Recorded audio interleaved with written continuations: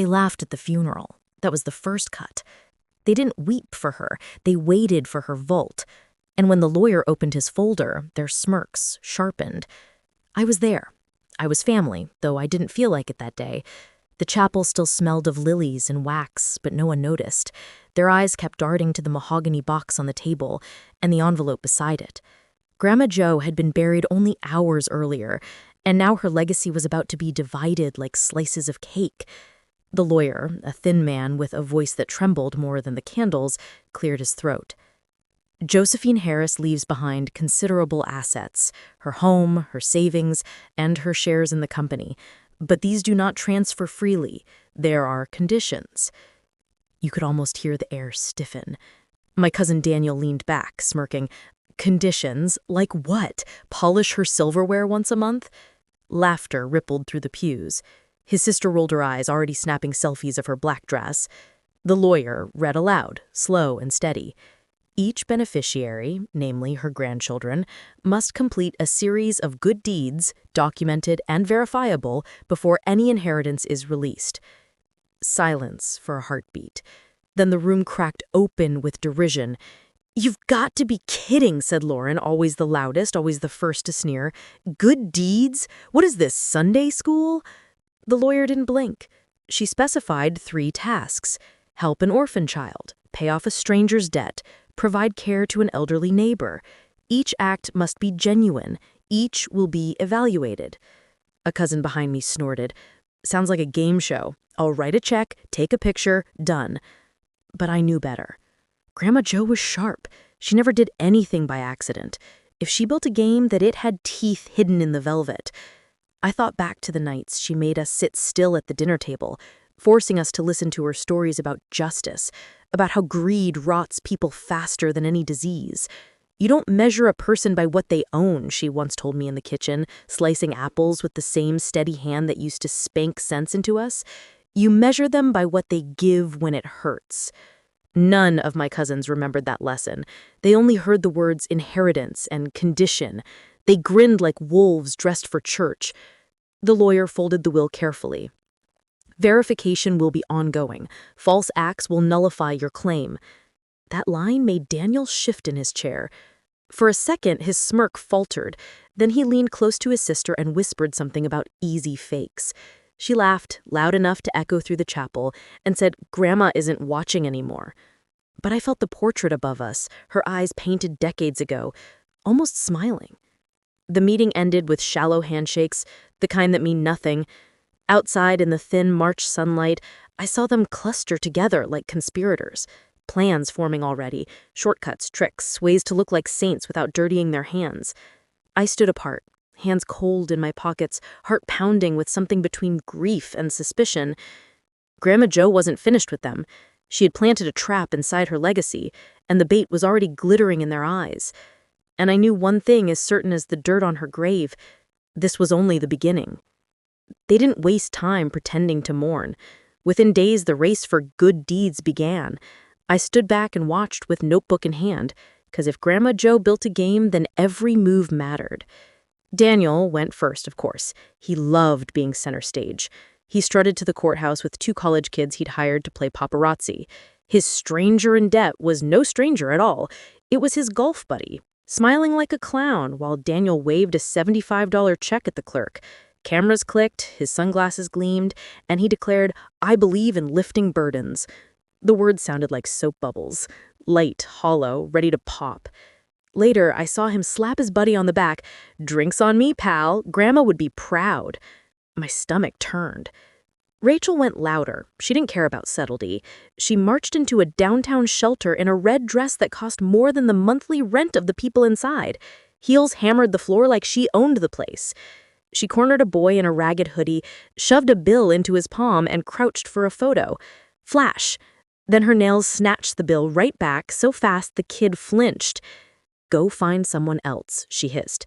The boy stared after her, confused, empty-handed. Her friend posted the photo online before we even got home. Aunt Lauren spreading love, just like Grandma taught us. Then came Rachel, the family's golden mask. She rented a nurse, dragged our half-deaf neighbor into her sunroom, and staged a tea party. She filled the place with borrowed flowers and paper doilies, lined up porcelain cups she'd never washed herself, and posed like she'd been an angel all her life. I peeked in from the porch. The old woman sat stiff, blinking, whispering, "Who are you?"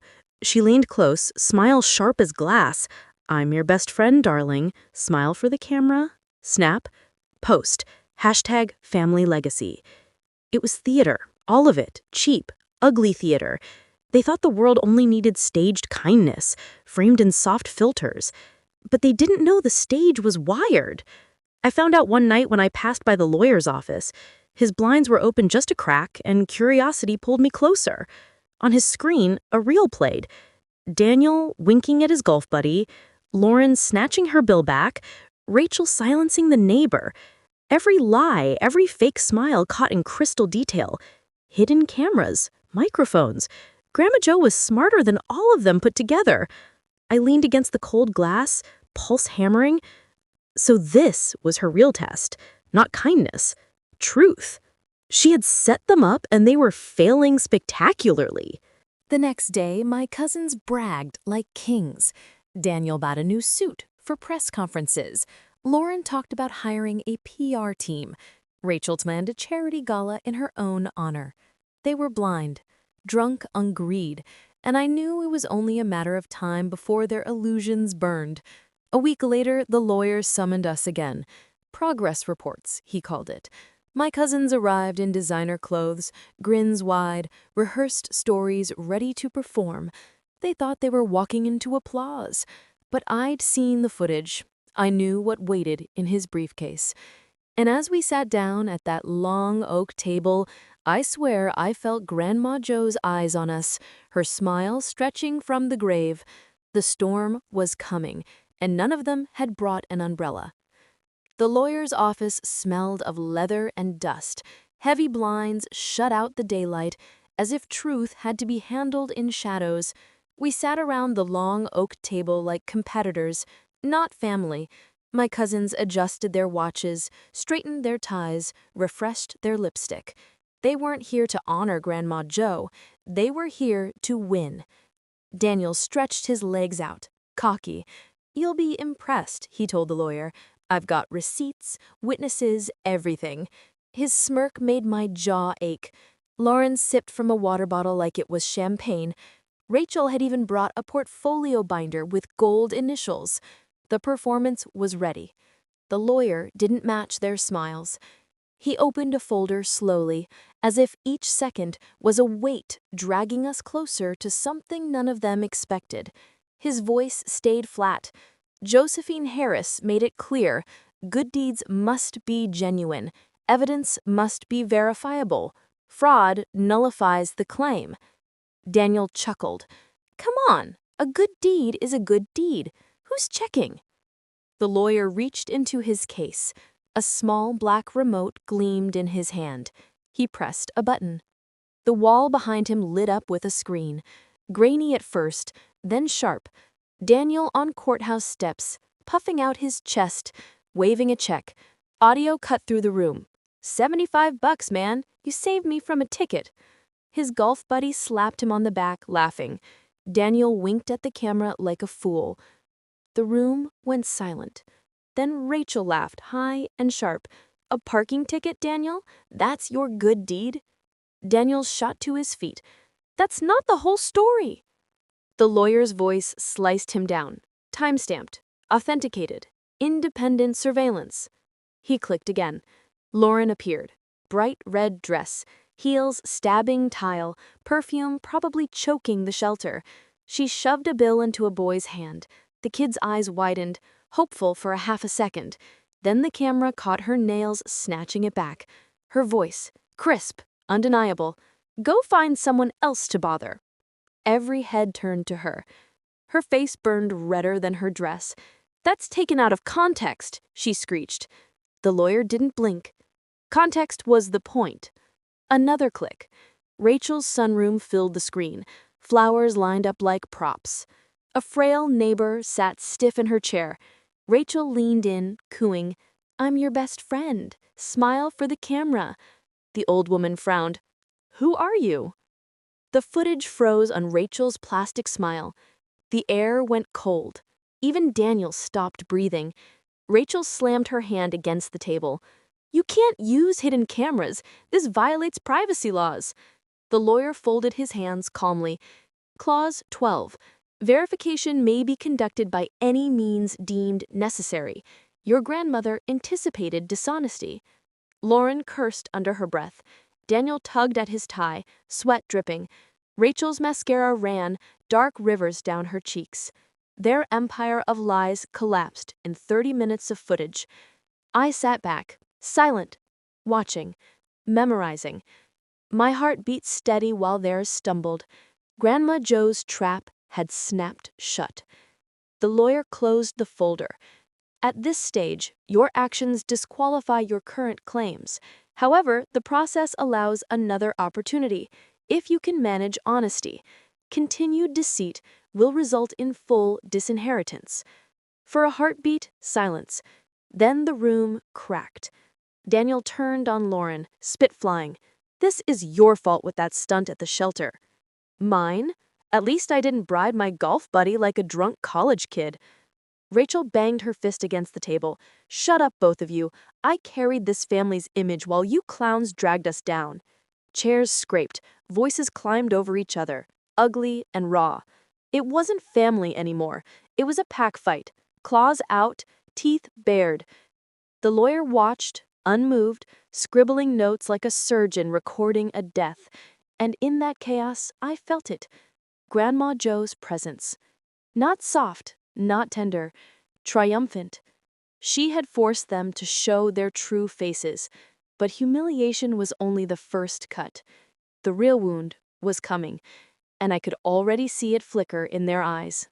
The lawyer had barely closed his folder when the knives came out. Not literal knives. Worse. Words, whispers, traps. By the next morning, every cousin was already scheming how to bury the others.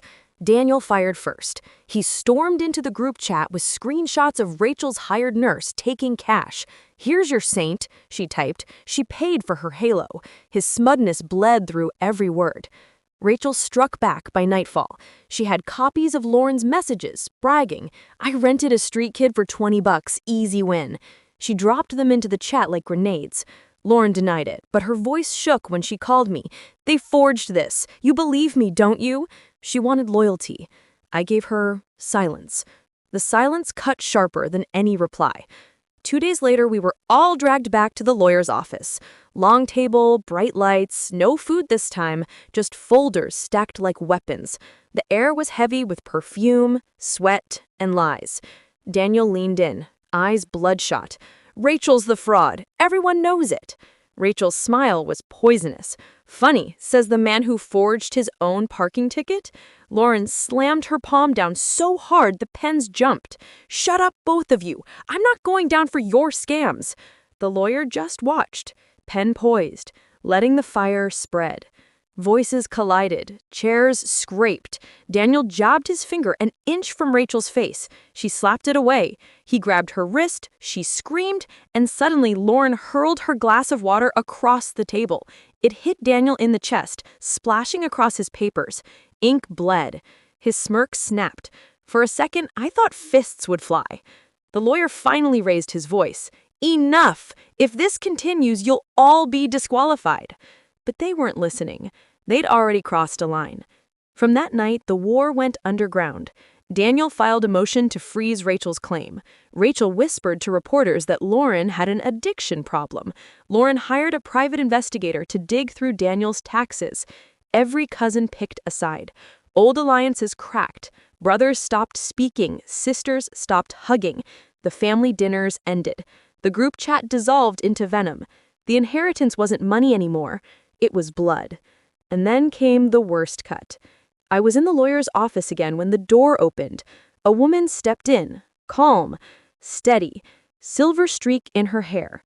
She didn't look nervous. She looked certain. 4 words dropped into the room like thunder. "I'm Josephine's daughter." The cousins froze, mouths half open, like puppets whose strings had been cut.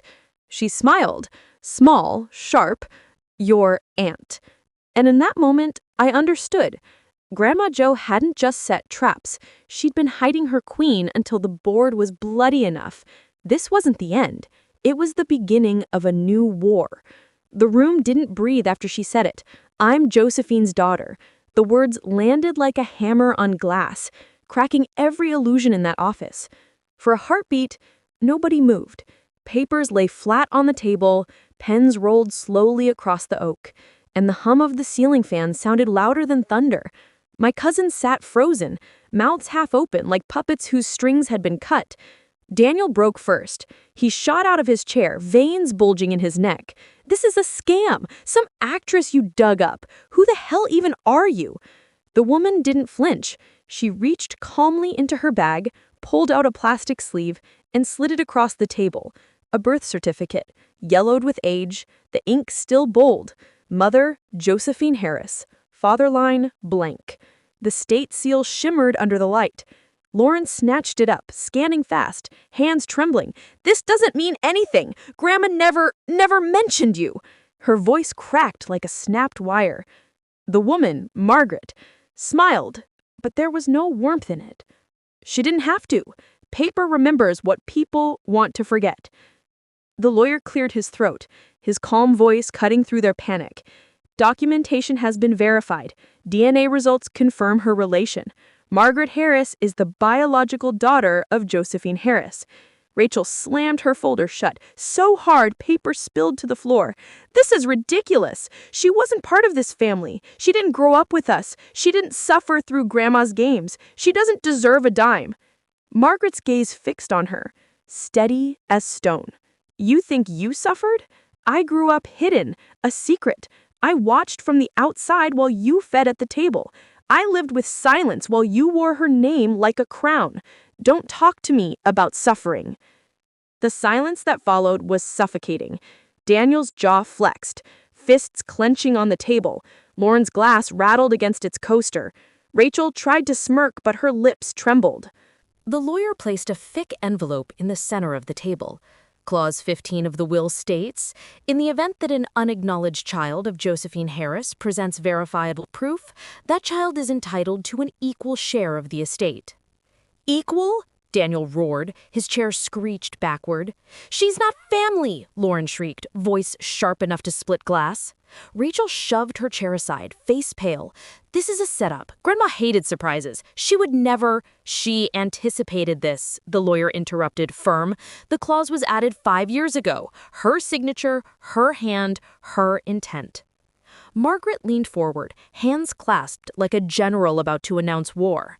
"You three had a chance. You mocked it, you cheated, lied, betrayed each other. Grandma gave you a test and you failed. She didn't just leave room for me, she left the door wide open." The room boiled. Daniel lunged across the table, pointing in her face. "You think you can walk in here and take what's ours?" Margaret didn't move, her eyes locked on his. "It was never yours, it was hers, and now it's mine as much as yours. The difference is, I don't have to lie to prove it." Lauren hissed, "You'll never get away with this." Margaret's smile sharpened. "I already have." The lawyer closed his folder with a snap. "The estate is frozen. Until distribution is finalized, none of you can touch a cent. No houses, no accounts, no assets. Locked. The only active claimant with authority is Ms. Harris." It felt like the air was sucked out of the room. Rachel stumbled back into her toppled chair, whispering, "This can't be happening." But it was. Their fake good deeds, their forged evidence, their public humiliation, now it all collided with a new reality. They weren't just failing, they were being replaced. I sat silent, heart pounding, watching my cousins crumble. For the first time since the funeral, I felt Grandma Jo's hand in the room, not soft, not gentle, relentless. She hadn't only wanted them exposed, she wanted them erased. And Margaret was the blade she'd kept hidden until the moment cut deepest. The cousins stared at each other like wolves circling, realizing there wasn't enough meat left on the bone. Their rage was no longer about inheritance. It was survival, and I knew what would come next. They wouldn't just argue or throw water or call each other names. They would attack. Margaret had lit the fuse, and there was only one way this family would burn. The lawyer's words still rang in the air when the meeting broke. Conduct unbecoming voids entitlement. Just like that, Daniel, Lauren, and Rachel were officially disqualified. Margaret sat at the head of the table, calm as stone, while my cousins boiled in their seats. They didn't leave with grace. They left like wounded animals. Chairs scraped, doors slammed, curses echoed down the hallway. And that was the moment I knew we hadn't hit the bottom yet. The fight moved into the streets. Daniel couldn't take humiliation quietly. He drove straight to Margaret's apartment, parked crooked across 2 spaces, and hammered on her door with both fists. "Come out, you fraud!" he bellowed, his voice cracking under the weight of rage. Neighbors leaned out of windows. A dog barked. Margaret didn't answer. She simply opened her blinds upstairs, phone steady in her hand, recording every threat. His face twisted when he realized he'd given her more ammunition. He kicked the railing hard enough to splinter wood and stormed off, sweat soaking through his suit. Lauren played it differently. She'd always fancied herself clever. That night, a video appeared in our group chat, grainy footage of Margaret walking down the courthouse steps. Lauren's voice whispered over it like venom. "She's not family. She's a thief. We can take her down together or we all lose." She wanted an alliance. Instead, she showed just how desperate she'd become. Daniel replied with a string of curses. Rachel didn't reply at all. Rachel's knife was sharper. She fed stories to a gossip blog, the kind that thrived on scandal. By morning, headlines screamed across the internet. "Illegitimate daughter cashes in on dead heiress's fortune." Margaret's photo sat beneath the words, "eyes circled red," captions hinting at con artistry and fraudulent claims. For a moment, it looked like Rachel had finally landed a fatal blow. But when we gathered again, Margaret dropped a single sheet of paper on the table, in official retraction, signed by the editor. She had sent the DNA test, the notarized documents, the birth certificate. Rachel's face drained as the lawyer read the retraction aloud, each word stripping her mask away. That was when the cousins turned on each other. Daniel cornered Lauren at a diner the next morning. I wasn't there, but I heard about it from a waitress later. He jabbed his finger at her across a plate of cold pancakes, spit flying as he accused her of handing Margaret ammunition. She snapped back that she was a fool, that his courthouse stunt had ruined them all from the start. Plates clattered, customers stared, and by the end of it, Daniel stormed out, leaving Lauren alone with her untouched coffee and shaking hands. 2 days later, Rachel and Daniel clashed outside the courthouse. His petition to freeze Margaret's claim had collapsed, tossed out by a judge in under 5 minutes. Cameras crowded the steps as Rachel pointed her finger in his face, mascara streaking, and screamed, "You've buried us all!" He barked back, "You buried yourself with those fake charity photos." Reporters caught every word. By evening, the footage ran on local news, their family names smeared like mud. And still, Margaret never raised her voice. She sat in every meeting, composed, letting them claw each other bloody. Her silence was heavier than their shouting. It made her untouchable. The lawyer finally had enough. At the next session, he banged his fist on the table. "This circus ends now. You've shredded what little credibility you had. Clause 17 is final. You are disqualified. Permanently." The words cracked through the room like gunfire. Lauren gasped, her hand flying to her mouth. Daniel cursed so loud it rattled the blinds. Rachel's chair toppled. "You can't do this," Daniel spat. The lawyer's gaze was cold steel. "I'm not doing anything. Your grandmother already did." Lauren shook her head, whispering, No, this isn't real." Rachel's eyes burned with tears she wouldn't let fall. "I'll appeal. I'll sue all of you. I don't care how many courts it takes." Margaret didn't blink. She folded her hands neatly, her voice calm as a scalpel. "You can try, but you'll only cut yourselves deeper." For a moment, the cousins just stood there, trembling, red-faced, stripped bare. They weren't heirs anymore. They were ghosts, haunting an inheritance that no longer wanted them. And yet I saw it in their eyes as they stormed out, the fury, the humiliation, the hunger that wouldn't die just because the will had erased their names. They weren't done. They'd lost the estate, but they hadn't lost their taste for blood. As the door slammed behind them, Margaret turned to the lawyer. "This isn't finished," she said quietly. And she was right, because desperate people don't walk away. They fight dirty. And dirty was all my cousins had left. They should have walked away. Instead, they circled back like jackals, hungrier than ever. 3 days after the lawyer's verdict, Margaret's car was keyed from headlight to taillight. A note was shoved under her windshield wiper in jagged black marker. Not family. Not yours. She didn't call the police. She took photos. Evidence. Stacked on her desk like bricks for a wall she was quietly building. Daniel went lower. He hired a man with a camera to tail her. Photos appeared in our inbox. Margaret walking out of a grocery store. Margaret locking her door. Margaret talking to the doorman. See, Daniel wrote, she's hiding something. But the photos showed nothing but a woman buying bread, carrying milk, living. His desperation stank through the screen. Lauren tried charm, though her smile had sharpened into something brittle. She called me one night, voice sweet as poison. We have to stick together. She's an intruder. We're the real family. I let her talk, listened to the rehearsed outrage, the fake tremble in her throat. When she asked, "Are you with us?" I hung up. Silence was sharper than any no. Rachel was the boldest. She showed up at Margaret's door, dressed in black like she was attending another funeral. She begged. "Split it with us, just a piece. Grandma wouldn't want us destroyed." Her mascara smeared as she spoke, but her eyes were dry. Margaret didn't answer. She closed the door, slow and deliberate, until her reflection disappeared from the glass. By the end of that week, they weren't even pretending to be cousins. They were enemies hunting the same prey. The breaking point came at the final assembly. The lawyer had called us in for what he called dispersal proceedings.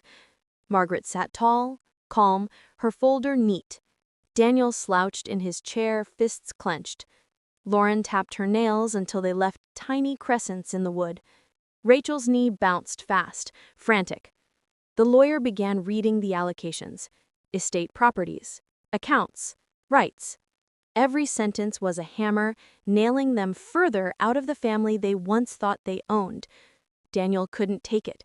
He shot up from his chair, voice booming. "This is theft. She's a fraud, a stranger. You can't erase us with a piece of paper." Lauren joined, shrieking, "We built this family name. She's nothing." Rachel screamed over both of them, voice raw, "And we'll burn it all before we let her have it." The lawyer raised his hand. "Sit down or be removed." But they didn't. They leaned across the table, shouting in Margaret's face. Daniel's spit flecked her cheek. Lauren's hand slammed so close to her folder that papers flew. Rachel's voice cracked into something primal, unhinged. And Margaret? She didn't flinch. She simply slid a second envelope across the table. Her voice was ice. "I knew this would happen. Grandma knew too. That's why we recorded everything. Every threat, every bribe, every stunt you pulled since the will was read. It's already in the court's hands." The room went dead still. The cousins froze, faces pale, rage folding into something uglier. Fear. For once, silence was louder than their shouting. And I knew. We weren't watching a fight anymore. We were watching an execution. The only question left: how deep would the blade go? The silence after Margaret's words was heavier than stone. Recorded, filed, court's hands. My cousins sat there like statues about to crack, all sharp edges and hollow insides. Daniel broke first. He tried to laugh, but it came out like a choke. "You think some videos will scare us?" His eyes darted towards the lawyer, searching for a hint of sympathy. None came. Margaret leaned back, calm as if she'd been waiting years for this exact moment. "You never understood. This wasn't about scaring you. It was about showing you what you are." The lawyer cleared his throat, lifting a final envelope.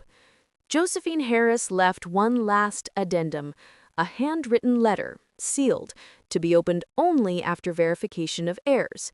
He slid it across the table to Margaret. Her hands didn't shake when she broke the wax. She unfolded the paper slowly, like a priest revealing scripture. Her eyes scanned the page, lips tightening into the faintest curve of triumph. Then she began to read aloud. "To my grandchildren, you failed. You dressed greed as kindness, lies as gifts, vanity as love. You spat on every lesson I tried to teach you, so you will inherit nothing. Not a dime, not a chair, not even the dust of my house." The words struck like blades. Lauren gasped. Rachel covered her face.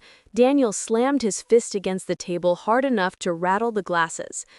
Margaret's voice stayed steady. "To my daughter Margaret, I kept you hidden not out of shame, but protection. I failed you once, I will not fail you again. The estate is yours to do with as you choose." The cousins erupted. "This is fraud," Daniel roared, veins bulging. "She's lying," Rachel screamed, mascara bleeding down her cheeks. Lauren lunged across the table, trying to snatch the letter. Margaret pulled it back with surgical precision. The lawyer's gavel slammed against the wood. "Enough. The will is final. The estate now belongs to Margaret Harris." The three of them collapsed into chaos. Daniel cursed so violently security stepped closer. Lauren wept the kind of sobs that reeked of rage, not grief. Rachel whispered over and over, "This can't be real. This can't be real." But it was. The final documents were signed, sealed, notarized in front of us. The Harris estate, house, accounts, land, every last dollar, shifted legally into Margaret's name. With each signature, I saw my cousins shrinking, their arrogance peeling away, until nothing was left but desperation. Outside, reporters swarmed. Cameras flashed as the cousins stumbled into the daylight. Shouts rained down. "How does it feel to be cut out? What do you say to the footage of your fraud?" Their faces twisted, hunted. For once, they couldn't hide behind filters or fake smiles. The world had seen them. Margaret emerged last, calm, steady. She didn't wave, didn't pose. She simply walked past them untouched, like a queen stepping over fallen pawns. That night, I couldn't sleep. I sat at my kitchen table, the echo of Grandma Jo's words still cutting through me. You failed. She'd left them nothing, but she'd left me something else. The memory of watching justice land heavy and cold exactly where it belonged. The cousins didn't vanish quietly. News spread fast. Daniel's business partners pulled out, spooked by scandal. Lauren's marriage cracked under the weight of lawsuits. Rachel's social media empire collapsed overnight, sponsors fleeing like rats from a sinking ship. They weren't just broke, they were ruined.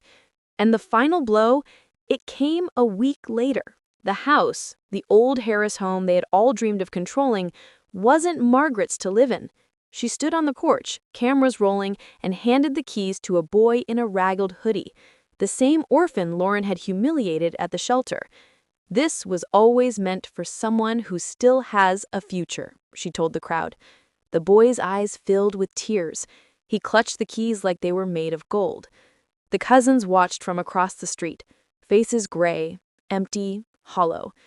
They had lost everything, and worse, they had lost it publicly. I felt Grandma Jo in that moment, not in the ground, but in the air around us. Her trap had sprung perfectly. The greedy were gutted, the forgotten were lifted. Balance restored in her brutal way. When the cameras finally turned off and the crowd drifted away, I walked past my cousins. They didn't look at me. They stared at the house, now alive with laughter they would never share. I didn't pity them. Not anymore. They had written their own punishment, every lie a line in their sentence.